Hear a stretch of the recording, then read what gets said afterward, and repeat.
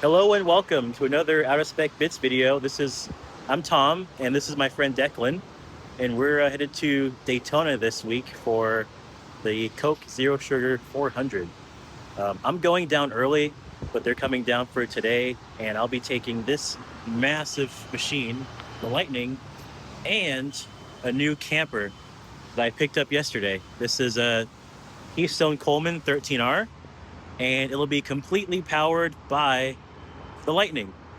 So join us as we walk through and eventually give you a tour, and you'll see some road trip data as well.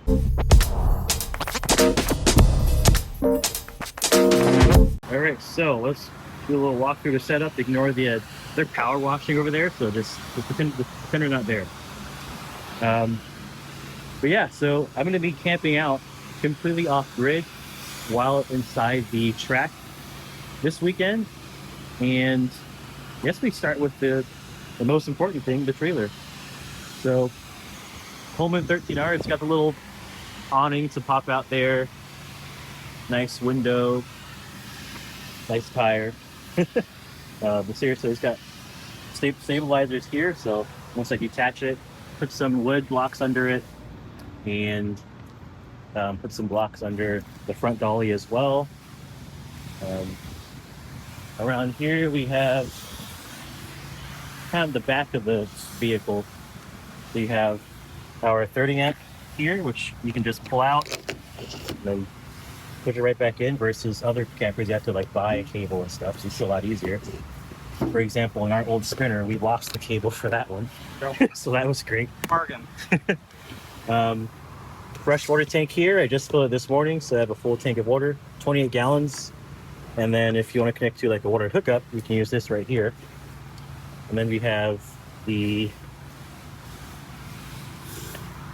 dump tanks right here. So all of the great stuff that you leave in the tank afterwards, it comes out of there. Good to know. Good to know. Yes.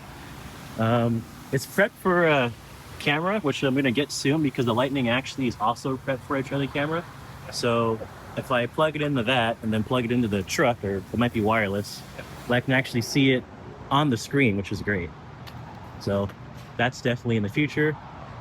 But yeah, I guess we could just go ahead and head on inside. There we go. So yeah, I'll let you head in first. Wow. So it's pretty much a very small home. We have a desk here. You can option it with a bunk bed, but it's just me, so I can just work off of here. These blinds do wonders. They're actually like shielding from the cursed energy of the sun. And a great bed right here.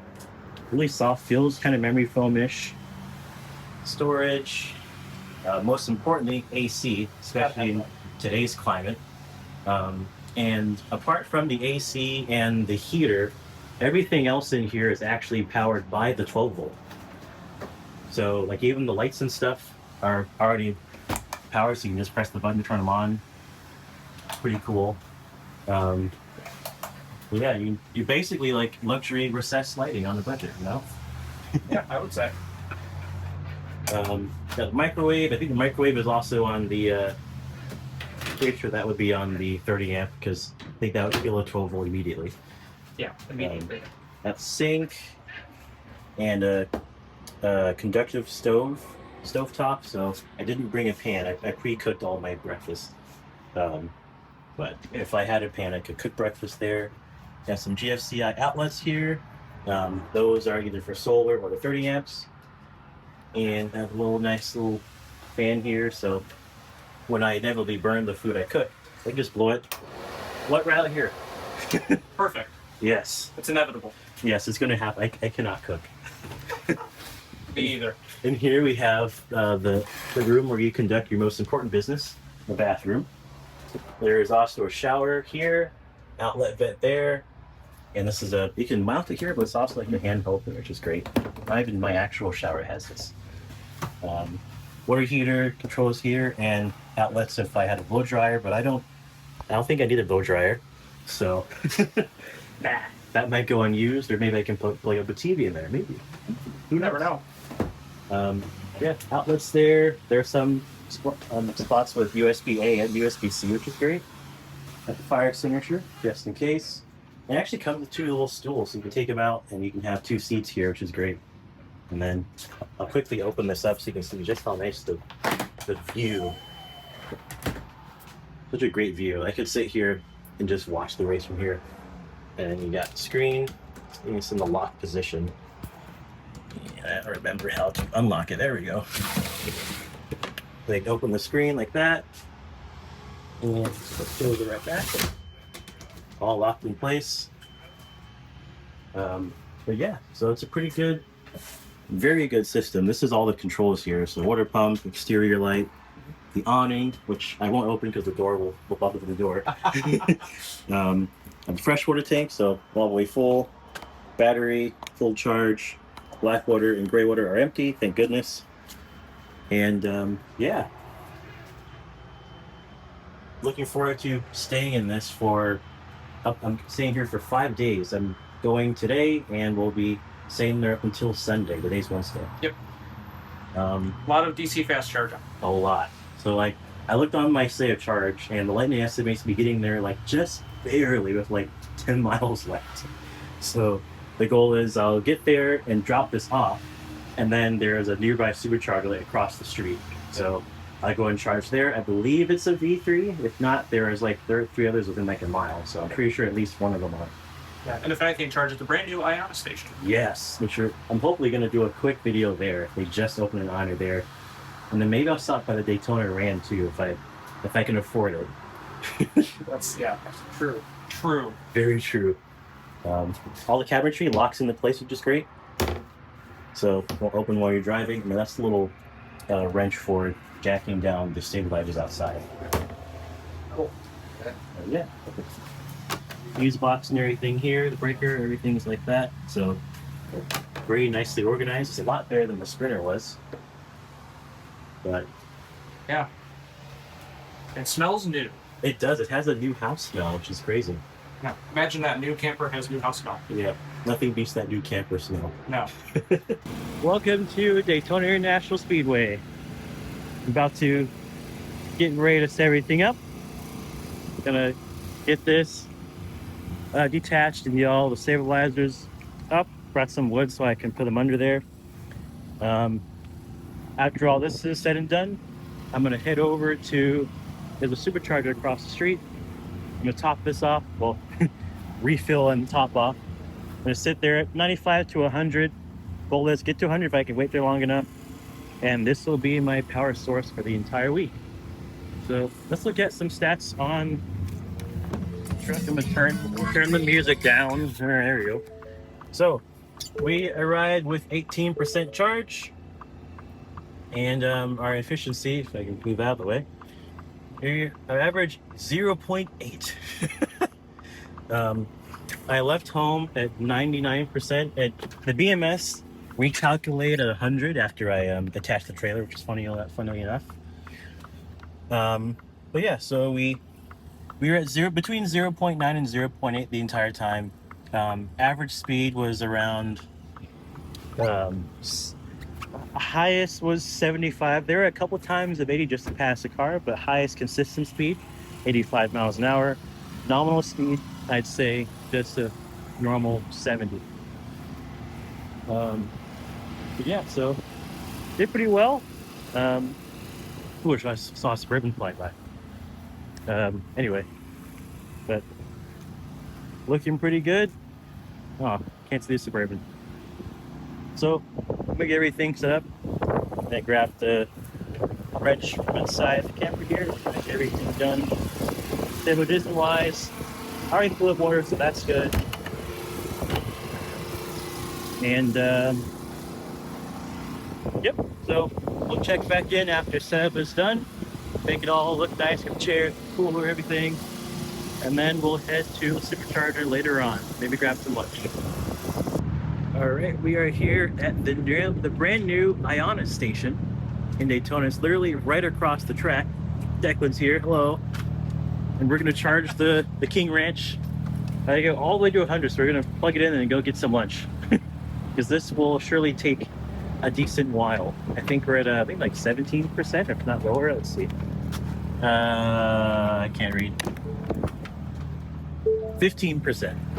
So yeah, we'll be here for a little bit. I'm gonna go to all the way to 100, so we'll probably come out here at like 95, 97, so the Bible fees and whatnot. Awesome. So over that. Oh, now it's low. Yep. My favorite part about these is the arm, the extension. So even if you have a cord on the front, you pull it, it'll come around. 39 cents per kilowatt hour, by the way.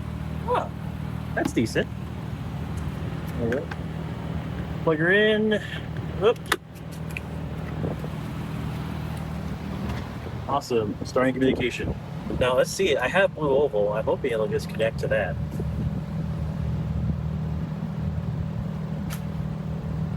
You can do it. Okay, so I got payback card. All right, we shall use Google Pay because I moved off my iPhone. Trader. All right, step one. Start on the card reader.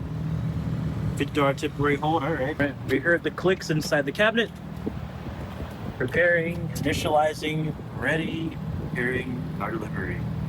Wheel power, 200 kilowatts. So that's the peak we'll see, it looks like. I mean, the peak that it can do. Lightning will not see 200, I don't think. But we'll see. This is a new pack. Any guesses? Kilowatt hour. I'd say we hit like a peak of like maybe 160 to 170. And then it was like last time I charged at the Alcatronic station, it went all the way up to like 170 and then held there for a long time. Then like 80%, 85%, it dropped down to 75. Wow. Then ramped back up to like 115 and then slowly back down again. Not bad. So here, 157. That was quick. Yeah. Wow. At this rate, you might want to go and go eat. Sure, might have So we'll check back in after it's done. All right, just had lunch, some delicious Four Rivers. That was so good. We're at 98%, and it says it's going to take another 30 minutes between 98 and 100, and I don't think that's really worth it. It's kind of diminishing returns at that point. So I think we'll call it here. 98 should be plenty for what we're going to do, and we'll mark that as our starting state of charge for the week. So we're going to unplug and head back into the track, which is conveniently right there.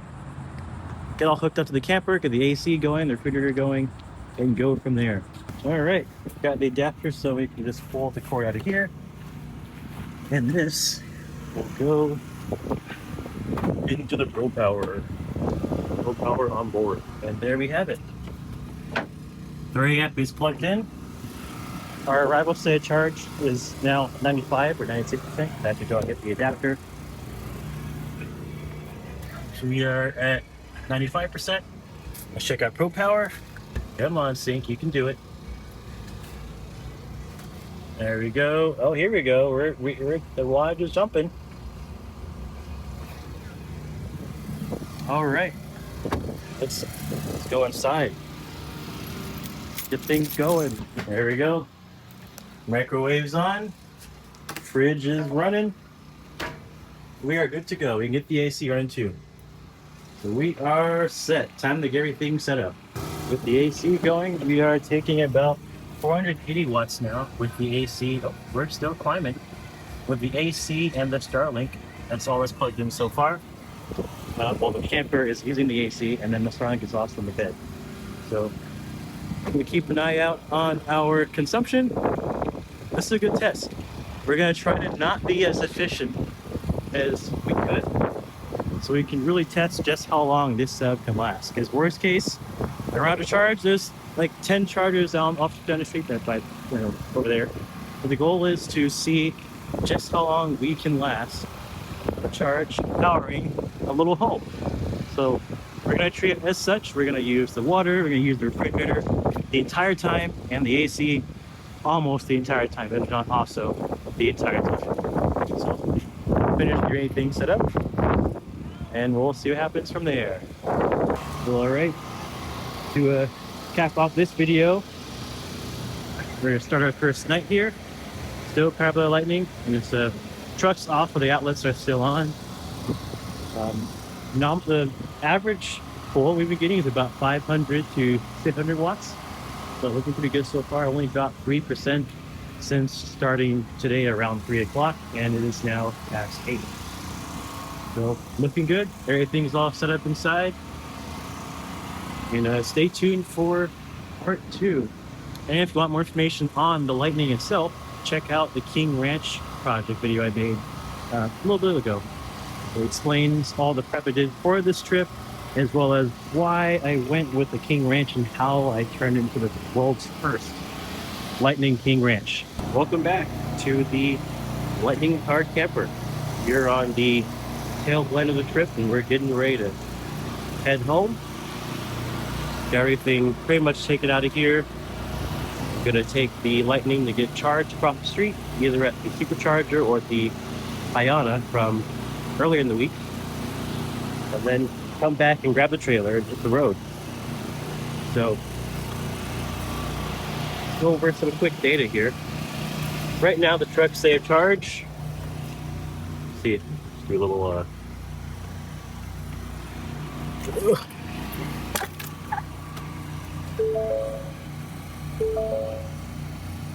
state of charge 14%. Now, I know what you're thinking. Oh, you've used, 86% or whatever the math comes out to be for the camper alone. And the answer is no. Make sure that's on. So I've only used about 8 to 10% a day. I actually got to drive around a lot. I felt more comfortable with the extra electricity I had in the pack. But I actually explored around Daytona. I forgot my camera, so I drove back to Orlando to grab it. Well, halfway there, a friend met me halfway to get it. So honestly, I might have used about the same amount of energy driving as I did powering the camper. So 8 to 10% will average at 9% per day of draw. Now it's here for 5 days, this being the 5th day. So that would turn out to be about 45% used from the camper, including AC, microwave. It's too hot here to use the heater. But everything inside the camper is all powered by the Lightning. So only 45% across 5 days. And that's 5 concurrent days. At any time that this was not plugged in was because I was driving and stuff. So pretty darn good, honestly. The Starlink was great. I also noticed that the distance between the Starlink and here, maybe from the metal front there, actually makes a decent difference. If I were to use my computer here on the bed versus over there on the table, I'd get much more speed here, and a couple extra bars right here. I've had full bars here and kind of middle right here. So I'm considering a couple things, either just putting it on the stand, right here or right there, or after getting a mount just right here. But I like having it stay here, not moving. So I could also just move the truck. Had Buddy parked here, so that's why I kept this spot open. But honestly, if I had a little bit of wider spot, I can bring the Lightning right beside it and have a lot better coverage. So, but yeah, been pretty good. Just turned the AC off so I can kind of even out the temperature in here. It was in the 60s in here. I had the AC on all night. With how humid it is out here, you can see how frosted the windows were. So, have them open, letting it even out before I get going, so I can get rid of all the condensation that's going to happen. But yeah, so next step is headed to charge, and then this time we'll get a little bit of driving impressions with the camper, how the Lightning does, especially with something not so tall, but you can still tell it's taller, and it'll have an aero difference for sure. So look forward to that. Check back soon at the charger. Welcome back to Ayana. This is where I'll be hanging out for a little while. we're at a 13%, so gonna ride this all the way to 95. Then grab the trailer and hit the road. Really nice there. I did notice they actually do let all vehicles park here. So even if you're not an EV, you can park here, which is a bit controversial. I mean, it's not that full here, so I guess it's all right. But first time I've seen that. All right, we are at 95%. Oh, we'll call that good.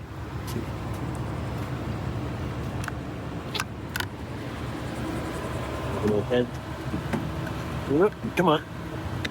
There we go. We're head back inside to grab the trailer. We'll grab some ice really quick. Then we will get on the road. All right, we are all hooked up. 2311 truck headed out. All hooked up to the trailer. Brought up dollies, stabilizers. You can see where I had wood under them. Everything's locked up and good to go. So we're gonna make our journey back to Orlando. So gonna do some last checks here, make sure everything is pinned down.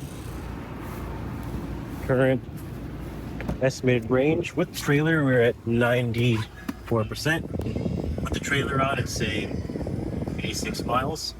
And it's only about a 56 or 50 something mile trip, so should be good. And yeah, we'll do some impressions on towing and everything afterwards. Let you guys know how well the Lightning did. So we'll check back in a little while. All right, we are back home. Some good range too. 35% arrival. Pretty awesome. And the reason I did that, you notice it's a 0.9. Actually, it was averaging 1 mile per kilowatt hour basically the entire time till I got off the road, because I was drafting behind another fellow camper. Yeah, I was driving behind another camper the whole time, which was great. So got some good range back. Great aero. And this trailer is on the other side of the house. Couldn't probably hear it yet, but we're gonna go ahead and get plugged in. Gotta cut my thoughts a bit short because it's starting to rain. Thanks, Florida. Go over some quick numbers, just some easy data now we're back home from the trip. Across 5 days, I used about between 8 and 10, so we'll go with 9% per day. And this was with not being efficient at all, wanting to see just how much I can consume, like, purposely. So AC was on the entire time, every day, set to, if I recall correctly, 65 degrees. I like it cold. So AC ran the whole time. I used the microwave a few times. A water heater and refrigerator were on as well. Refrigerator, of course, on continuously. I used about 8% per day. So across the 5 days, it goes up to about 45% used across 5 days, powering the entire thing. Only unplugging when driving, like going to drive about, and that's why I consume more anyway. Because I arrived at 96% or something like that, and departed the trip before going to charge at about like 17 or something like that. I can't remember. But that's due to driving. I had so much extra energy. At first I didn't plan to go anywhere. I'm just gonna keep the truck there. But since my consumption was way lower than I expected, I was able to go explore Daytona, go get something to eat, go hang out with some friends. And yeah, 9% per day. And that's on the high end, high consumption. If I set the AC to auto in the camper or made it a more modest temperature, I probably could have even half that, or maybe gone down to maybe 7% per day. So that's pretty good. The towing is actually really nice. Yeah, the Lightning, you cannot feel the weight. Obviously it's not there right now. I just moved in the storage. But even if it was here, driving wise, I couldn't tell. And one thing I wanted to see if I could improve on is my efficiency. On the way there, got about 0.8, 0.9 miles per kilowatt hour. And on the way back, I drafted behind another camper who was leaving, going the same route I was going, and netted exactly 1 mile per kilowatt hour then. I'm thinking of getting a bed cap, camper cap for the back, and even putting a little wing on top just to see how much aero improvements I can get. But yeah, great experience. I'm excited for my next camping trip, hopefully the next few weeks.